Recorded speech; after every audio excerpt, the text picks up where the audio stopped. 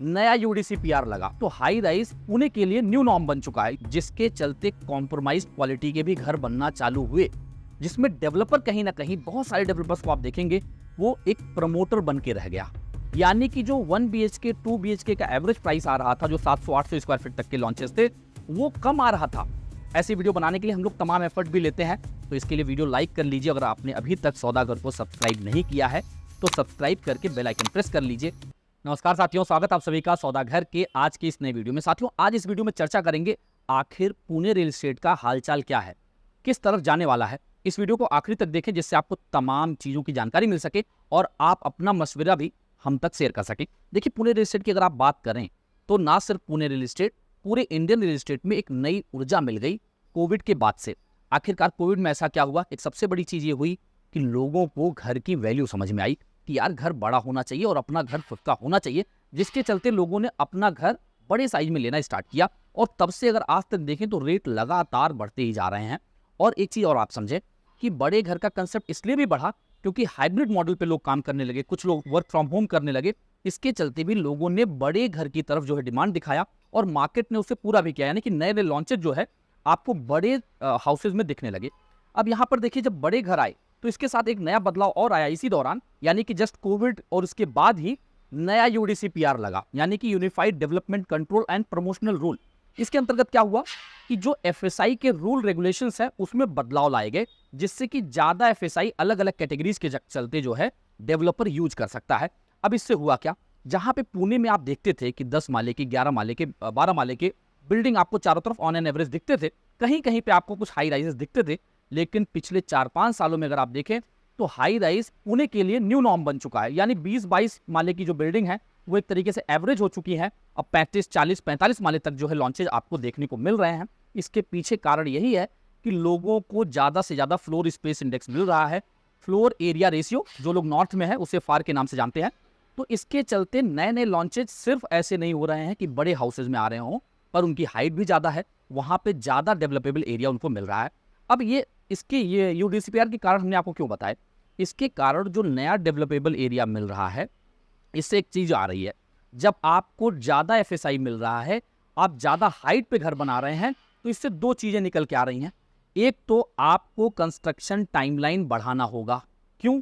क्योंकि जैसे जैसे आप हाइट पे बढ़ते जाते हैं कंस्ट्रक्शन टाइमलाइन बढ़ता जाता है, क्योंकि जो कंस्ट्रक्शन आप 10 माले, 5 माले से लेके 10 माले, 12 माले तक करते हैं उसमें उतना रिस्क भी इन्वॉल्व नहीं होता। नीचे से जो आपको मटेरियल लेके जाना है उसमें ज़्यादा समय भी खर्च नहीं होता है। लेकिन जैसे जैसे हाइट बढ़ती जाती है वैसे वैसे टाइमलाइन बढ़ता जाता है। अच्छा, नए नए लॉन्चेज आए तो इसके चलते जो आपका नया मैकेनिज्म है, चाहे उसे आप जो है टनल फॉर्म कंस्ट्रक्शन कर लीजिए, कई लोग माइवन भी इसे बोलते हैं, एलू फॉर्म मैकेनिज्म भी बोलते हैं, तो इसमें स्किल्ड लेबर की जरूरत पड़ती है। क्योंकि अभी तक कन्वेंशनल कंस्ट्रक्शन होते थे, जब 10 माले, 12 माले, 15 माले तक का कंस्ट्रक्शन होता है तो कन्वेंशनल जो है लोग ज़्यादा प्रेफर करते हैं। लेकिन जैसे ही हाई राइज में जाना होता है तो वहां पर टनल फॉर्म, एलू फॉर्म का यूज किया था। उसके पीछे का कारण क्या है कि एक तो स्ट्रेंथ जो है मिलेगी बिल्डिंग को, दूसरा क्या है कि उससे जल्दी बना पाना आसान हो जाएगा। यानी एक स्लैब को आप 15 दिन से 30 दिन के अंदर भी बना सकते हैं। बाद में आपको ब्रिक वर्क करना और तमाम जो टाइम और लगता है उस टाइम को आप बचा भी सकते हैं। लेकिन इसमें स्किल लेबर की भी जरूरत पड़ती है। जब आपके पास नए नए लॉन्चेज आए, ज्यादा घर आए, तो इतने स्किल लेबर इतनी तेजी से तो आप मार्केट में प्रोड्यूस नहीं कर सकते हैं, जिसके चलते कॉम्प्रोमाइज क्वालिटी के भी घर बनना चालू हुए।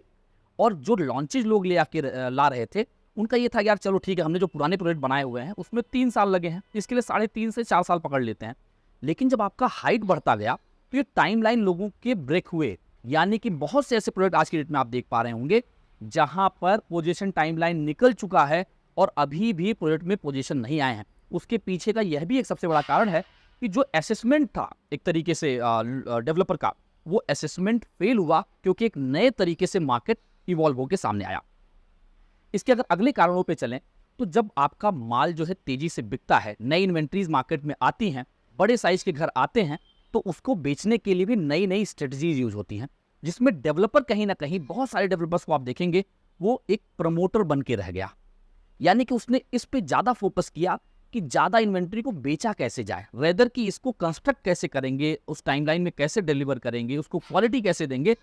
इस पे बहुत ज्यादा R&D करने के बजाय, इस पे बहुत ज्यादा रिसर्च करके, इस पे इवॉल्व करके वैसी क्वालिटी दी जाए, टाइम पे दी जाए, इस पे उतना मेहनत करने के बजाय इस पे मेहनत किया गया कि आखिरकार कितने आसानी से इन प्रोडक्ट को बेचा जाए। तो इसके चलते क्या हो रहा है आज के डेट में, आप देखें कि जैसे मैंने कहा कि बहुत से डेवलपर या फिर लगभग कह लें कि लगभग सारे डेवलपर जो है वो डेवलपमेंट से ज़्यादा इन स्किल्स पे, इन स्ट्रेटजीज पे फोकस किए कि प्रोडक्ट को बेचा कैसे जाए। तो आपने बेच तो दिया, लेकिन अब जो बाकी टाइमलाइन है वो आपकी मैच होती हुई नहीं दिख रही, जिसके चलते पोजीशन भी डिले हो रहा है। तमाम जगहों पे जिन्हें पोजीशन मिल रहा है वहां से शिकायतें आ रही है कि लीकेज है, सीपेज है, पार्किंग की जगह पे कहीं ना कहीं जो है पानी टपक रहा है। तमाम चीज़ों की जो है शिकायतें लगातार कमेंट के जरिए, कई लोग क्वेरी फॉर्म के जरिए हम तक पहुंचा रहे हैं। तो ये भी एक सबसे बड़ा कारण रहा है। अब आप देखें, कोविड में जो बदलाव की बात हमने आपको की, एक स्कीम भी जो है गवर्नमेंट ने लाई थी कि जहां पे स्टैम्प ड्यूटी को कम कर दिया गया था, कुछ समय के लिए आधा कर दिया गया था। यानी कि जहां 6% की स्टैम्प ड्यूटी थी वहां 3 हो गया था, जहां 7% था वहां 4% या 3.5% था। तो इसके चलते भी लोगों ने ये सोचा कि इस समय मार्केट क्रैश हुआ है, कम में मिलेगा, लोगों ने तेजी से जो है रुझान दिखाया। लेकिन हुआ क्या कि बहुत से जगहों पे ये देखा गया कि जो रेट कोविड के पहले थे उससे रेट बढ़ा के स्टैम्प ड्यूटी को तो कम लिया जा रहा था, लेकिन जो ओवरऑल एग्रीमेंट कॉस्ट था उसे बढ़ा दिया गया। लेकिन लोगों का ये माइंडसेट बन चुका था कि अभी तो घर सस्ते मिल रहे हैं, इसके चलते भी लोग तेजी से घर खरीदे। यानी उस जो वहां पे ऊर्जा मिली रियल एस्टेट को आगे बढ़ने के लिए, वो ऊर्जा लगातार आज की डेट तक बरकरार दिखी। और यहाँ पे एक चीज और देखें, जब बड़े घर को आप बनाते हैं, जब डेवलपर बनाता है तो उसका कहीं ना कहीं कंस्ट्रक्शन कॉस्ट कम आता है और उसका टाइमलाइन भी जल्दी होता है। अब मैं ऐसा क्यों कह रहा हूँ, अगर छोटे साइज के आप अपार्टमेंट बना रहे हैं और आपके पास समझिए एक प्रोजेक्ट पे उतने ही एफएसआई हैं, तो आप 3 BHK के अगर 1500 स्क्वायर फीट के फ्लैट बना रहे हैं तो वहां नंबर ऑफ किचन और किचन के लिए जो डक्टिंग की जा रही है ये सब चीजें कम हो जाएंगी, नंबर ऑफ वॉल्स कम हो जाएंगे, आपको बड़े स्पेस देना है तो आपका टाइम भी बचेगा और कहीं ना कहीं कंस्ट्रक्शन कॉस्ट भी कम आएगी।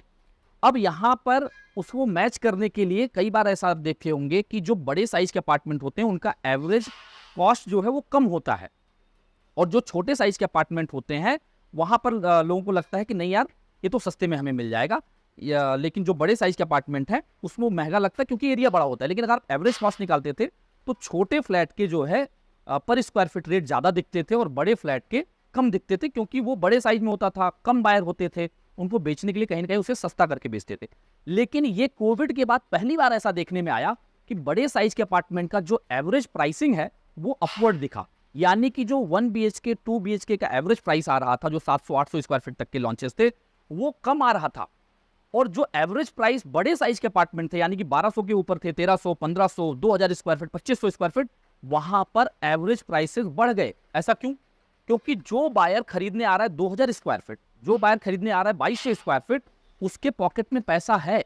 अगर उसे बजट अपना एक्सटेंड करना है कि 2.25 करोड़ से मुझे 2.5 करोड़ करना है, तो उसका ओन कंट्रीब्यूशन 5 लाख ही बढ़ रहा है, बाकी का 40-45 लाख रुपए उसको लोन एक्स्ट्रा मिल जा रहे हैं। क्यों? क्योंकि उसका पैकेज अच्छा है, उसका अर्निंग अच्छा है, उसका सिविल स्कोर अच्छा है। तो वो देख रहा है कि अगर मुझे मेरे हिसाब से इन्वेंट्री मिल रही है तो उसने रेट भी बढ़ाया और इसका फायदा डेवलपर ने उठाया भी। यहाँ तक तो चीजें सब कुछ ठीक रही कि आप जाते थे और आपके पास ये समय भी नहीं होता था कि आप प्रोजेक्ट टू प्रोजेक्ट जो है इवेल्युएशन भी कर पाएं कि यहाँ पे देखें ये रेट है, यहाँ पे ये रेट है, यहाँ पे मैं समझता हूँ यहाँ पे इसका लेआउट कैसा है। ये आपको मौका ही नहीं दिया गया। हर जगह आप जाते थे, कहीं ना कहीं 80% बायर वहीं के वहीं टोकन 50,000, 25,000, 1 लाख, 1.5 लाख, 2 लाख जैसा जो है वहाँ पे फटाक से आप दे देते थे। अब आप वहीं पे सेंट्रलाइज, वहीं पे फोकस हो जाते थे। आपका 80% 90% यही हो जाता था कि आप वहाँ पे लेंगे, आप जिस दिन लॉन्च होगा उस दिन जाएंगे, आपको यूनिट एलोकेट की जाएगी और आप वहाँ पे ले लेंगे। जो लोग भी कैंसिल करना चाहते थे उनका वो 1 लाख, 2 लाख, 50,000 जो भी उन्होंने टोकन दिया था, ये बात की जाती थी कि नहीं ये लैप्स हो जाएगा। कई केसेस में उसे रिफंड भी किया जाता था। यानी कि आपके नजरिए, आपके दिमाग में साइकोलॉजिकली इस चीज डाल दी गई कि अगर आप अभी नहीं लेंगे तो आपको नहीं मिलने वाला, रेट लगातार बढ़ते जा रहे हैं। फोमो भी, फियर ऑफ मिसिंग आउट का आप लोगों के अंदर ये चीज अगर नहीं यार अभी खरीद लेते नहीं तो बहुत तेजी से चीजें निकल जाएंगी, इसके चलते लोगों ने तेजी से खरीदा। और जो मैंने इवेल्युएशन की बात की वो आप लोग कर ही नहीं पाए कि मार्केट को समझे और कितनी तेजी से बिक रहा है, तो आपको उसको करने की जरूरत भी महसूस नहीं की। अच्छा, अब एक चीज और समझे आप, ईस्ट और वेस्ट दोनों मार्केट को आप समझने की कोशिश करिए कि कोविड के दौरान यानी कि 2020 में या फिर 2019 में जो रेट खराड़ी का था, यानी कि यहाँ का एवरेज प्राइसिंग मैं बात कर रहा हूँ total package divide by area, तो वो रेंज करता था 9,500 से लेके 10,500, 11,000 रुपए तक। और उस समय अगर आप धानोरी जाते थे, अगर आप वाघोली जाते थे, अगर आप हड़पसर जाते थे, अगर आप सेवालवाड़ी जाते थे, तो वहां का एवरेज प्राइसिंग जो है 7,000 रुपए से लेके 8,000 रुपए तक, कई जगहों पे तो 6,500 रुपए का भी रेट हुआ करता था। लेकिन कोविड के बाद क्या हुआ है, आप देखें, यहाँ तो मैंने खराड़ी पुणे ईस्ट की बात कर दी। अब अगर आप पुणे वेस्ट में जाए, जो बालेवाड़ी, बानेर का, औंध का जो रेट हुआ करता था वो रेट जो है यही था जो खराड़ी का रेट था, यानी कि वो 10,000 11,000 रुपए पर स्क्वायर फीट होता था। अगर आप 1000 स्क्वायर फीट ले रहे हैं तो 1 करोड़, 1 करोड़ 10 लाख, 1 करोड़ 15 लाख के आसपास आपको मिल जाता था टोटल पैकेज। लेकिन जैसे ही आप वाकड़ की तरफ बढ़ते थे, आप ताथौड़े की तरफ बढ़ते थे, आप पुनौले की तरफ बढ़ते थे, आप रावेत की तरफ बढ़ते थे, आप क्यूले की तरफ बढ़ते थे, वहां पे रेट आपको कम दिखते थे। वैसे ही जैसे आपको वाघोली में, आपको धानोरी में, चरोली में, लोगांव में, या फिर सेवालवाड़ी, हड़पसर, मुंडवा के कुछ हिस्सों में वही रेट वेस्ट में भी आप रेप्लिकेट कर सकते थे कि वहां पे कम थे, लेकिन जो प्राइम लोकेशन बानेर, बालेवाड़ी, वहां पे महंगे थे। अच्छा, उसके लिए यहाँ पे छोटे साइज के अपार्टमेंट भी आप लोगों को दिखते थे, यानी खराड़े में भी आपको जो है 700 स्क्वायर फीट का 2 BHK मिल जाता था, 650 स्क्वायर फीट के भी 2 BHK मिल जाते थे, और कई जगहों पे 800 स्क्वायर फीट के भी रहते थे वैसे वहां पे। लेकिन जब बड़े साइज के अपार्टमेंट का ट्रेंड आया तो कहीं ना कहीं छोटे अपार्टमेंट आना बंद हो गए और बड़े साइज के अपार्टमेंट तेजी से आए, क्योंकि उनको लग गया कि अब जो लोग खर्चा कर रहे हैं वो बड़े साइज में खरीदेंगे, इसे हमारे लिए बनाना भी आसान होगा, कंस्ट्रक्शन कॉस्ट भी कम होगा, और उस कैटेगरी में जो बायर आ रहा है वो खर्च करने के लिए तैयार है, तो क्यों ना उसी कैटेगरी में प्रोडक्ट को लॉन्च किया जाए। और ये बात भी सही है कि डिमांड भी उसकी बढ़ी थी, क्योंकि कोविड में हर किसी को चाहिए कि भाई मेरे लिए ये छोटा घर काम नहीं चल रहा, मैं हाइब्रिड मॉडल में इसमें काम नहीं कर सकता हूं, मुझे बड़ा स्पेस चाहिए। यानी ये सारे फैक्टर एक साथ काम कर रहे थे, तो इसके चलते नए नए लॉन्चेज आए। अब अगर आप रेट की बात करें तो जो रेट औंध का था, जो रेट बानेर का था, जो रेट बालेवाड़ी का था, अब वो रेट आपको वाकड़ में देखने को मिल रहा है। वाकड़ तो छोड़ दीजिए, आपको रावेत में, पुनवले में, क्यूले में वो रेट देखने को मिल रहा है जो एक समय पहले, कोविड के पहले, आपको बानेर बालेवाड़ी में दिखता था। अब वही चीज जो है यहाँ पे धानोरी का आप रेट आज उठा के देख लीजिए, आप वाघोली का रेट उठा के देख लीजिए। अब यहाँ पे समस्या क्या है, रेट बढ़े अच्छी बात है, लेकिन क्या वो प्राइम लोकेशन जैसा वहां पर क्या बेनिफिट है, क्या रोड इंफ्रा वैसा है, क्या ट्रैफिक की सिचुएशन वहां पर सॉल्व हो चुकी है, क्या इंफ्रा के लेवल पे मेट्रो लाइन वहां बन चुकी है? ऐसा नहीं है। बस एक एक जो मेट्रो की बात मैं कर रहा हूँ, तमाम जगहों पे मेट्रो फंक्शनल हुआ, नए नए मेट्रो की बात चल रही है, इसके चलते थोड़ा बहुत जो है इंफ्रा जो है जस्टिफाई हो पा रहा है। लेकिन इसमें भी तेजी से मेट्रो लाइन को सैंक्शन करना होगा, उस पर काम करना होगा, क्योंकि जितनी तेजी से मेट्रो का विकास होगा उतना ही लोग उसका उपयोग करेंगे। क्योंकि अगर अब वो उसका विस्तार नहीं होता है तो एक छोर से दूसरे छोर तक जब तक इंसान नहीं जा पाएगा, शटल सर्विसेज नहीं होंगी, तब तक वो लोग उसका पूरी तरीके से जो है ईमानदारी के साथ यूज नहीं कर पाएंगे और रोड से ट्रैफिक कम नहीं हो पाएगा। तो चलिए ठीक है, उसका नया सैंक्शनिंग आता जाए और वो बनता जाए तो एक सपोर्ट सिस्टम मिलेगा। लेकिन उसके अलावा अगर आप देखें कि रोड वाइडनिंग हो, प्रॉपर पेडेस्ट्रियन बने हो, फ्लाईओवर्स हो, ब्रिजेज हो, ये कहीं ना कहीं वो सपोर्ट नहीं मिला है मार्केट को जो मिलना चाहिए था। लॉन्चेज बढ़े, रेट बढ़ा, ये तो सब कुछ हुआ। अब करंट सिनेरियो की बात करते हैं, ये सब चीजें तो आपके दिमाग में आ गई कि इस तरीके से मार्केट आज यहाँ पे पहुंच चुका है कि प्राइम लोकेशन पे आपको 15,000 के ऊपर का रेट मिल रहा है। यानी आप 1000 स्क्वायर फीट खरीदने जाते हैं तो आपको 1.5 करोड़ के आसपास जो है खर्च करना पड़ रहा है। कुछ जगहों पे आपको जो है यही रेट 20,000 का भी है। आप अगर आज के रेट में मुंडवा में चले जाएं, जिसे कोरेगांव पार्क NX कहा जा रहा है, वहाँ 25,000 रुपए तक का रेट आ चुका है। यानी 1000 स्क्वायर फीट आप लेने जाइए, 1000 स्क्वायर फीट का तो फ्लैट नहीं होगा, मैं एवरेज बता रहा हूँ, तो 2.5 करोड़ रुपए का है। 4-4 करोड़ रुपए के 3 BHK मिल रहे हैं, 6 करोड़ 7 करोड़ तक के जो है 4 BHK जा रहे हैं। तो ये निकल के आ रहा है कि रेट तो तेजी से बढ़े पर इंफ्रा सपोर्ट में नहीं आया। अब अगर आप प्रेजेंट मार्केट को समझने की कोशिश करिए तो जितने आसानी से डेवलपर इसे बेच पा रहे थे कि लगातार अपवर्ड था, लोगों को बड़े साइज के अपार्टमेंट चाहिए भी थे, अब यहाँ पे कहीं ना कहीं जो है मार्केट उतने तेजी से माल बिकता हुआ नहीं दिख रहा है जो कि 6 महीने पहले, साल भर पहले, 2 साल पहले डेवलपर फील कर रहे थे। ऐसा मैं क्यों कह रहा हूं, इसके पीछे 2 कारण हैं। एक तो डेटा आपको इसके बारे में बताएगा जो कि हम लोग आने वाले हफ्ते में लेके आने वाले हैं। उसके बाद जब IGR का डेटा आएगा, यानी कितना रजिस्ट्रेशन हुआ है, कहाँ पे ड्रॉप हुए हैं, कहाँ बढ़ा है, उससे ज्यादा अच्छे से समझ में आएगा। और जब ये आधा साल जो है, यानी कि एक तो आपका जून तक खत्म हो गया फर्स्ट हाफ, सेकेंड हाफ जब रिपोर्ट आएगा तो उसमें ज्यादा अच्छे तरीके से क्लैरिटी आएगी। लेकिन अगर आप आज के डेट में मार्केट में देखें तो आपको 30-70, 20-80, 10-90 ये स्कीम फ्लोट होते हुए दिख रहे हैं। ऐसा क्यों आ रहा है? यह भी एक साइन है कि जितने आसानी से डेवलपर बेच पा रहा था, अब उसे वो उतने आसानी से नहीं बेच रहा है। यही कारण है कि वो नए स्कीम लाके उसके तहत नए बायर्स को अट्रैक्ट करना चाह रहा है। अच्छा, अब इसमें भी लोग ये कहेंगे कि यार वो स्कीम दे रहा है तो उसके लिए तो वो पैसे भी ज्यादा ले रहा है। बिल्कुल, वो पैसे ज्यादा ले रहा है और वहां पे वो स्टार भी लगा रहा है। जहां पे भी जाके आप ये स्कीम ले रहे हैं वहां यह भी समझिए कि ये जो पोजीशन की बात की जा रही है, क्या OC आने के बाद जब आपको चाबी मिलेगी तब EMI देना है, या फिर उसके पहले जो CC आती है, कंप्लीशन सर्टिफिकेट आता है, कहीं ऐसा तो नहीं कि वहीं पे ही आपका EMI स्टार्ट हो जाए? क्योंकि CC आने के बाद OC आने में 6 महीने से साल भर का भी टाइम लग जाता है कई जगह पे। और एक बार OC आने के बाद भी पोजीशन 3 महीने 4 महीने बाद भी मिलता हुआ देखने में आया है, क्योंकि जो बारीकियों का काम है वो चलता रहता है और उसके पहले डेवलपर आपको पोजीशन नहीं दे पाता है। और दो चीज़ ये भी एक चीज़ समझिए कि अगर आप फाइनल स्टेज की बात करिए, जो सीसी आने के बाद जो फिनिशिंग वर्क है, यानी जो आप एक तरीके से कॉस्मेटिक फिनिश बोलते हैं, चाहे वो टाइल की बात कर ली जाए, चाहे पेंट की बात कर ली जाए, चाहे सैनिटरी फिटिंग की बात कर ली जाए, चाहे इलेक्ट्रिक की बात कर ली जाए, चाहे विंडो की बात कर ली जाए, डोर की बात कर ली जाए, ये सब में खर्चा भी ज़्यादा लगता है, स्किल्ड वर्क भी है, बहुत तेज़ी से नहीं किया जा सकता है, ये सारी चीज़ें जो है लेबर भी लगते हैं, और आप इसको ऑटोमेटेड नहीं कर सकते कि एक ही बार में हम फटाफट कर दें। तो इनके चलते क्या है, समय और लगता है। कई जगह डोर है तो उसकी फिटिंग प्रॉपर नहीं है, कहीं पेंट है तो वहाँ पे टचअप आ गया, कहीं पे इलेक्ट्रिक करने जा रहे हैं तो वहाँ पे ऑलरेडी उनको कनेक्शन नहीं मिल रहा है, उसे फिर से तोड़ना पड़ रहा है। तो ये सब चीज़ों के चलते वो डिलेज होते हैं। तो यहाँ पे ये देखिए कि आपका जो ईएमआई है वो कब स्टार्ट हो रहा है, उसके एवज में आप पहले ही क्या दे रहे हैं, क्योंकि कहीं ना कहीं जो पहले बाई हुई है चीज़ें, जो लोगों ने खरीदा है, वो भी फोमो के चक्कर में, स्ट्रेटजी के चक्कर में, जैसा हमने कहा कि डेवलपमेंट के बारे में कम सोचा और उसे बेचना कैसे जाए इसके बारे में स्ट्रेटजी ज़्यादा बनाया। तो इसके लिए अब कहीं ऐसा ना हो कि प्रेजेंट मार्केट में दोबारा आप ऐसे जो नए बायर हैं या जो दोबारा निवेश कर रहे हैं वो फिर इन्हीं चीज़ों के शिकार बन के रह जाएं। आपको मार्केट को नए सिरे से समझना चाहिए कि कहीं ऐसा तो नहीं कि दोबारा आप उसी फोमो के चक्कर में खरीद रहे हैं और लगातार जो अपवर्ड ट्रेंड था अब उतने बायर जो है उस तरीके से नहीं खरीद रहे हैं, क्योंकि कहीं ना कहीं उनकी समझ भी डेवलप हो रही है, मार्केट भी काफ़ी वोलेटाइल है।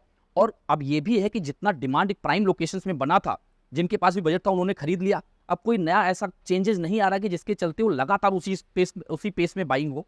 और जो लगातार आप टेक ऑफ करा रहे हैं, ये लगातार कोई भी फ्लाइट टेक ऑफ तो करेगी नहीं, उसका एक समय भी आएगा। तो डेटा इसको ज़्यादा अच्छे से आपको समझा पाएगा और आप उस पर बहुत अच्छे तरीके से समझ भी पाएंगे कि एक एक तरीके से कैसा जा रहा है।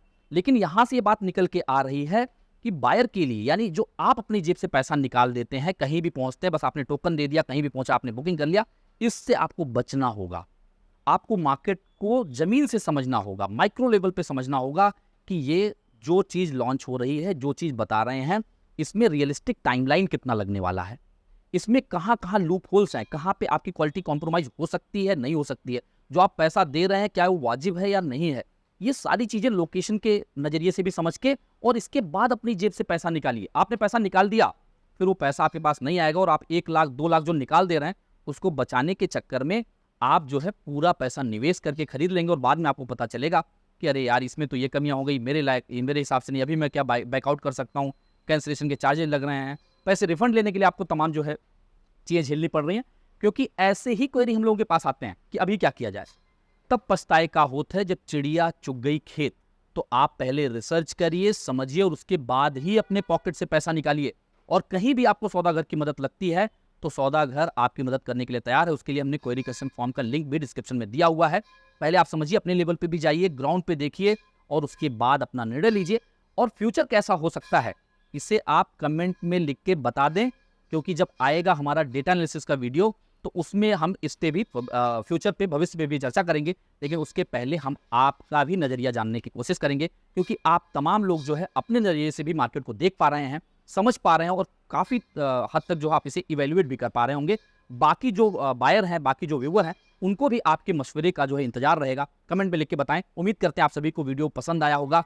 ऐसी वीडियो बनाने के लिए हम लोग तमाम एफर्ट भी लेते हैं, तो इसके लिए वीडियो लाइक कर लीजिए। अगर आपने अभी तक सौदागर को सब्सक्राइब नहीं किया है तो सब्सक्राइब करके बेल आइकन प्रेस कर लीजिए।